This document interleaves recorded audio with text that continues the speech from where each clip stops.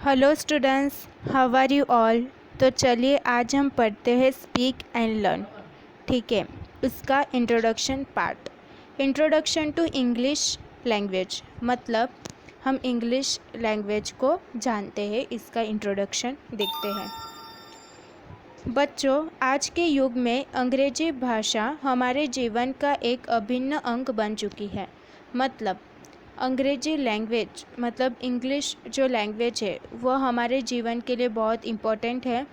यह एक अंतर्राष्ट्रीय भाषा है, इसलिए जीवन के विविध क्षेत्रों में सफलता प्राप्त करने के लिए इसका समुचित ज्ञान प्राप्त करना अत्यंत आवश्यक है।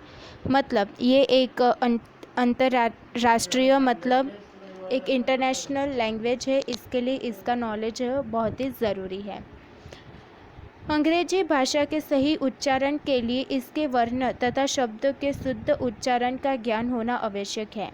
मतलब इंग्लिश लैंग्वेज के शब्दों को प्रोनाउंसिएशन करने के लिए हमें प्रोनाउंसिएशन करने के लिए हमें इसका नॉलेज होना बहुत ही ज़रूरी है। अंग्रेजी भाषा का शुद्ध उच्चारण कैसे, मतलब इंग्लिश लैंग्वेज के वर्ड को हम प्रोनाउंसिएशन अच्छे से कैसे करें। अंग्रेजी भाषा के शुद्ध उच्चारण के लिए नीचे दिए गए बिंदुओं को ध्यानपूर्वक पढ़िए। मतलब अंग्रेजी भाषा के वर्ड को अच्छे से प्रोनाउंसिएशन करने के लिए हमें नीचे के पॉइंट्स पढ़ने हैं। शुद्ध उच्चारण भाषा की आत्मा है, इसलिए हमें शब्दों के सही प्रयोग एवं उच्चारण में सावधानी रखनी चाहिए, अन्यथा कभी कभी हमारे द्वारा कही गए बातों का गलत अर्थ भी निकाला जा सकता है। मतलब जो वर्ड होते हैं, शब्द होते हैं, वो भाषा की आत्मा जैसा होता है। उसे बोलते समय, कोई सेंटेंस बोलते समय या कोई वर्ड बोलते समय हमें थोड़ा सा ध्यान रखना चाहिए। अगर जो हम गलत बोल देंगे तो उसका कुछ मीनिंग और दूसरा बन जाता है। अंग्रेजी भाषा में छपे समाचार पत्र नियमित रूप से पढ़ने चाहिए। मतलब इंग्लिश लैंग्वेज में जो भी न्यूज़पेपर होते हैं हमें डेली पढ़ने चाहिए। रेडियो तथा टेलीविज़न पर अंग्रेजी भाषा के भाषणों तथा व्याख्यानों को सुनना चाहिए। मतलब रेडियो और जो टीवी होता है उसके ऊपर हमें अंग्रेजी भाषा के शोज़ देखने चाहिए। टेलीविज़न पर दिखाए जाने वाले अंग्रेजी भाषा की फिल्में, सीरियल तथा अन्य कार्यक्रमों को देखने से भी हमें उच्चारण सीखने में सहायता मिलती है। मतलब टीवी पे जो भी फिल्म या फिर सीरियल आती है वो हमें इंग्लिश लैंग्वेज में देखनी चाहिए। अंग्रेजी भाषा में एक ही वर्ण का उच्चारण अलग अलग शब्द के साथ अलग अलग होता है। मतलब अंग्रेजी लैंग्वेज में ऐसा है कि एक ही वर्ड को अलग अलग शब्द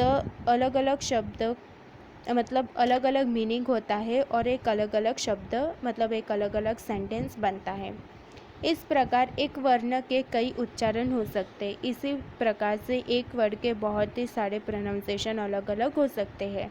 ऐसे में किसी भी शब्द के सही रूप से उच्चारित करने के लिए हमें इस शब्द में आए वर्ण का उच्चारण सीखना पड़ेगा। इसके लिए हमें प्रोनाउंसिएशन अच्छे से सीखना होगा। अंग्रेजी वर्णमाला में कुल 26 वर्ण लेटर्स होते हैं, जिन्हें दो भाग में बांटा गया है, स्वर और व्यंजन। ठीक है, अंग्रेजी लैंग्वेज जो होती है वर्णमाला मतलब उसके अंदर टोटल 26 लेटर्स होते हैं और उसे दो पार्ट्स में डिवाइड किया है। फर्स्ट है स्वर और सेकेंड है व्यंजन।